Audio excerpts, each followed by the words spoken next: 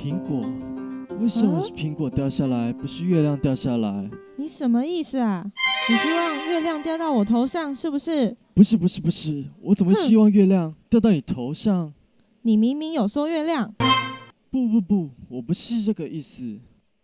哼，何况月亮那么巨大，掉到你头上还得了？